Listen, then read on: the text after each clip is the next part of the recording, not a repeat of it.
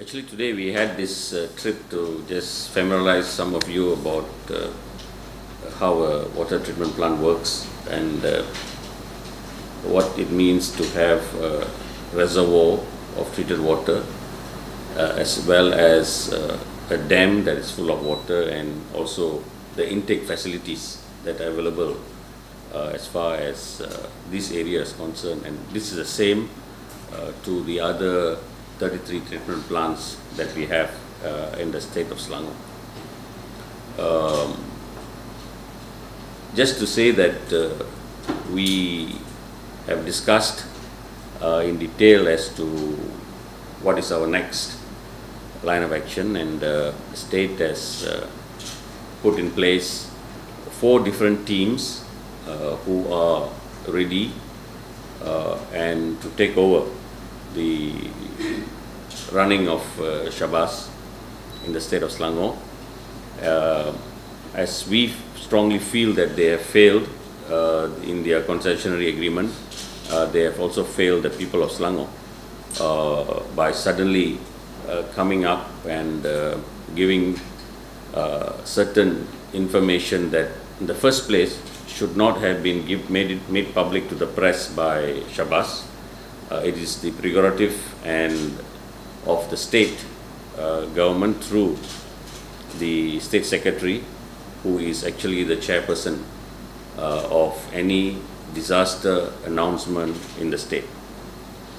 Due to that, the state very strongly feels that Shabas has neglected the concessionary agreement and also have failed in what they promised to do to the people of Selangor in terms of giving clean and filtered water, and that is why we strongly feel that the state has to step in order to take over the running of Shabas. Having said that,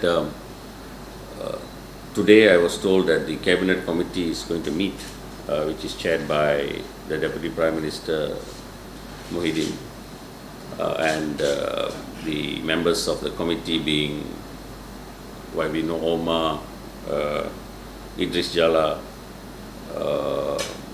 Raja Nongchik, Peter Chin, and all these people have one way or other or one time during the past 1 year, directly or indirectly, have lobbied for Langat 2 to be built. Of course, the biggest lobby was Nooma, who's gone public about the building of Langat 2.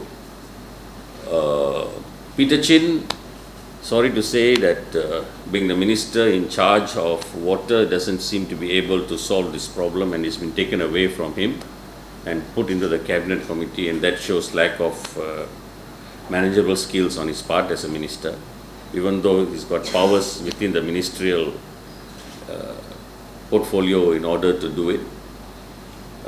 Idris Jala and Muhyiddin both have sat in committees where the state has discussed about the water industrial reconstruction meetings, and there both Idris Jala and Muhyiddin have openly supported the building of Langat 2 in these meetings, which I attended as a representative of the state government. The only person that I've never seen in this meeting is Raja Nongchik, who I presume represents Wilayah Persekutuan. Even then, there is a flaw in this, because Wilayah Persekutuan is mainly a domain of Pakatan Rakyat MPs, and I think they should be the ones who represent Wilayah in order to speak up for it. And also for Selangor, the 5.3 million people, there should be a representative in this cabinet as far as we are concerned, and it should be the Menteri Besar himself, Tan Sri Khalid Ibrahim, who will safeguard the interests of the people. So we have done all this, and we are now hoping that the process of step-in will be smooth. We will be able to take over as provided for in the clause 32 of the concessionary agreement, and we strongly feel there is no crisis of water in Selangor. All figures show that from what we have heard today, especially an example is Sri Kambangan area where suddenly there is low pressure. There is continuous supply of water going into Shabas mainstream pumping reservoir, and I don't see why there should be less pressure anywhere. And so we also, with some of my colleagues in Parliament and other Dewan Undangan Negeri members, and I think the whole thing is being fabricated to the extent that the state government is being pressured in order to release the building of Langat 2. There are a lot of reasons for Langat 2, this pressure on Langat 2. One is the financial implications of Langat 2, which is $8.64 billion to be built.